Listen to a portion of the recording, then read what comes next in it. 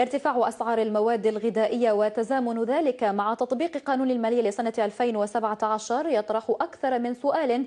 فهل يعقل أن زيادة دينار واحد أو اثنين سيلهب أسعار كل المواد هكذا، أم أن المضاربة استغلت الفرصة؟ سلف دعماش وفوزية مساعدي تفصلان أكثر. في خضم الحديث الدائر حول الزيادات التي جاء بها قانون المالية لسنة 2017، يرى خبراء الاقتصاد أنها زيادات يمكن التحكم فيها، لكن ما يعاب على الحكومة أنها لم تسوق لها بطريقة احترافية، كما أنها لم تستطع التحكم في السوق الموازية.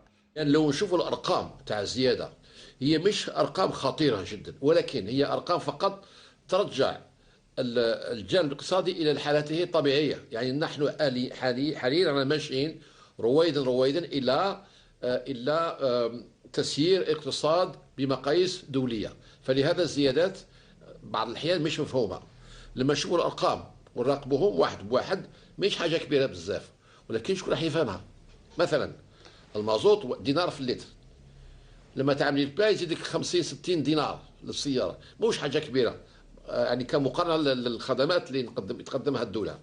المضاربة وعدم التوازن بين عدد التجار وأعوان الرقابة على مستوى التراب الوطني هي الإشكالية المطروحة اليوم. استغلت هذه الإشاعة من طرف بارونات المضاربة. الدليل على ذلك أن الإشاعة مع غياب ثقافة الاستهلاك عند المواطن زاد الطلب على الكثير من المنتوجات بداعي تخزينها بنسبة 30%. إذن هذا من الأهداف الذي كان يريد تحقيقه بارونات المضاربة من تشجيع هذه الإشاعة. إذا أردنا أن نقضي على المضاربة فيجب علينا جميعا، سواء الحكومة أو متعاملون اقتصاديون أو جمعيات مهنية، أن تساهم في القضاء على الاحتكار بجميع أشكاله، بدءا من الإنتاج وبدءا كذلك من الاستيراد. عدم التحكم في المضاربة وجد فيها محبي الاصطياد في المياه العكرة فرصة لضرب أمن واستقرار البلاد.